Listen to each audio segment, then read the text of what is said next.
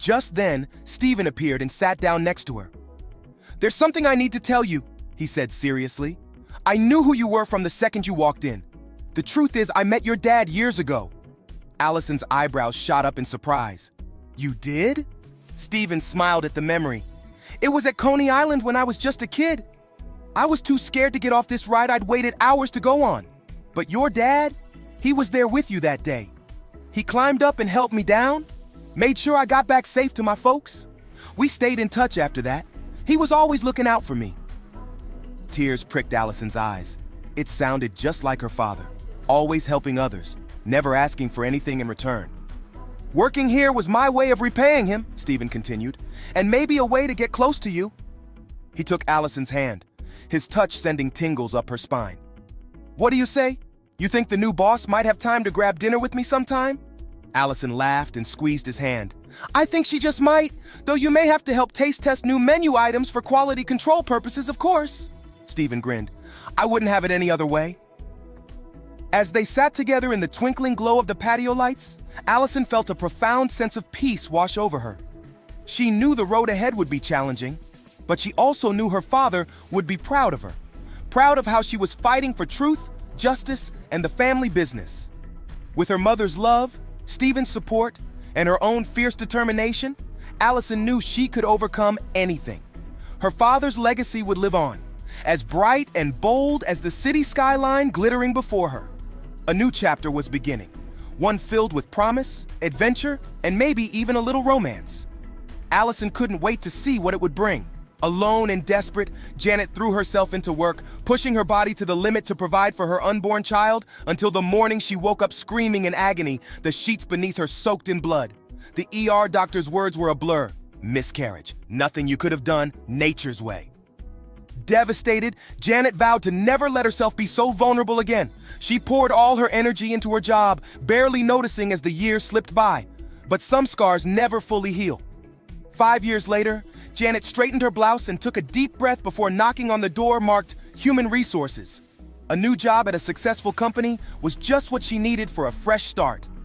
"Janet, come in," called Evelyn, the immaculately coiffed HR manager. She looked Janet up and down, her lip curling slightly. "I must say, your resume was rather sparse, but the custodial manager insisted we give you a chance." Janet fought to keep her voice steady. "I can assure you I'm a very hard worker. I'll do whatever it takes to keep things clean and orderly." "We'll see about that." Evelyn's tone was dismissive. "Well, here's your ID badge and your uniform. I assume you can find the supply closet yourself. That will be all." As Janet stepped out into the hallway, she overheard Evelyn snickering into the phone. "I know, right? I can't believe the trash they're hiring these days. Did you see that hideous haircut?" Janet's cheeks burned with humiliation as she pushed her cleaning cart towards the executive offices. With a heavy heart, it seemed no matter how hard she tried, she would always be looked down upon. But at least she had Samantha, dear sweet Sam, the only friend she'd made at this cold, sterile place. The sassy 50-something receptionist always saved Janet a treat from the break room and asked about her day. For a few minutes, Janet could almost forget her loneliness. Those talks made the long days bearable as she scrubbed.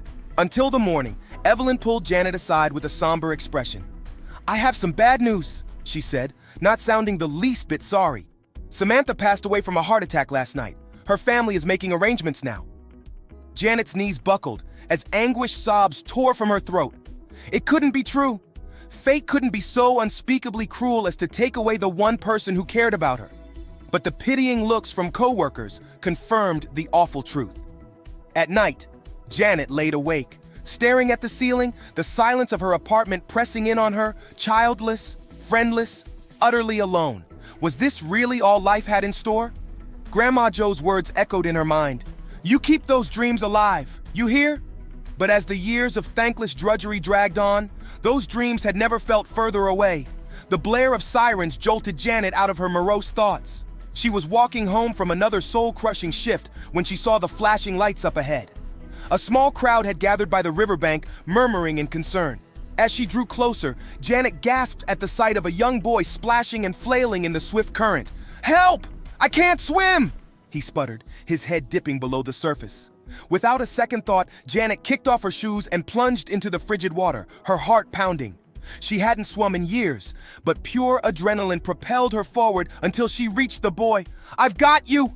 she called, looping an arm around his chest and pulling him close. The current was strong, threatening to drag them both under, but Janet kicked with all her might towards the shore. Just when she thought her lungs would burst, her feet touched bottom. Summoning her last ounce of strength, she heaved the boy up onto the muddy bank before collapsing beside him, coughing and sputtering. "Matthew! Oh, thank God!" A man in an expensive suit rushed forward, scooping the shivering boy into his arms. He looked to be in his late 30s, with chiseled features and piercing blue eyes. "Son, are you all right? Can you hear me?" The boy nodded weakly, clinging to his father. The man turned to Janet with tears in his eyes. "You saved him," he choked out. "I can't thank you enough, miss." "Janet," she replied, suddenly self-conscious of her bedraggled appearance. "I'm just glad he's okay." The man held out a hand. "Robert Hansen, I owe you everything. Please, let me give you a ride home. It's the least I can do." As Robert helped Janet into his sleek Tesla, she couldn't help but marvel at the strange turn her day had taken. Little did she know, her chance encounter with the dashing CEO was about to change the course of her life forever. The next week passed in a surreal blur. Flowers from Robert appeared at Janet's apartment every day, each with a heartfelt note expressing his gratitude and admiration. Sweet little Matthew made a card for his guardian angel, covered in crayon hearts and smiley faces. Janet found herself smiling more than she had in years. For the first time in forever, she had something to look forward to besides work and solitude. All that changed on a Monday morning when Janet arrived to find the Restaurant Pro office in an uproar. "Hansen Industries just bought us out," Tiffany told her with wide eyes. "The new CEO wants to see everyone in the conference room, stat." Janet's heart raced as she filed in with the others, then nearly stopped at the sight of Robert at the front of the room, looking devastatingly handsome in his power suit. His eyes met hers and held for a long, charged moment before he addressed the crowd. "Thank you all for your hard work," he began. "I look forward to leading this company to new heights. However, it's come to my attention that some changes need to be made to foster a more positive work environment." With that, he leveled a steely gaze at Evelyn, who paled. "Miss Carrington, your cruelty and lack of professionalism are unacceptable. Clear out your desk. You're fired, effective immediately." Evelyn sputtered in outrage, but Robert silenced her with a sharp glare. He turned to Janet with a warm smile. "Miss Larson, may I see you in my office, please?" Ignoring the shocked stares boring into her back, Janet followed Robert down the hall in a daze. He closed the door behind them and took her hands in his. "I haven't been able to stop thinking about you," he said softly. "Your bravery, your selflessness, your quiet strength in the face of hardship. Janet, you're the most incredible woman I've ever met." Janet's eyes widened as Robert dropped to one knee, pulling a small velvet box from his pocket. "I know it's soon, but nearly losing Maddie made me realize what matters most in life. I want to spend every day showing you the love and appreciation you deserve. Janet Larson, will you make me the happiest man alive and be my wife?" Tears streamed down Janet's face as she whispered the words she'd been waiting a lifetime to say. Yes. 6 months later, the Hansen estate was awash in twinkling lights and fragrant roses as Janet walked down the aisle on her wedding day. Never in her wildest dreams had she imagined she would find herself here, resplendent in a designer gown, joining her life with a man who cherished her. Robert's eyes shone with love and pride as he slipped the diamond band onto her finger. "I promise to love, honor, and cherish you always," he vowed. "You've brought joy back into my life and shown me what true beauty looks like. With you by my side, I know anything is possible." Janet's heart swelled as she gazed at her new husband, then out at the beaming faces of their friends and family. Matthew grinned up at her from his place as ring bearer, excitement bubbling over. At the reception, Janet sipped sparkling cider as she watched Robert twirl his mother around the dance floor.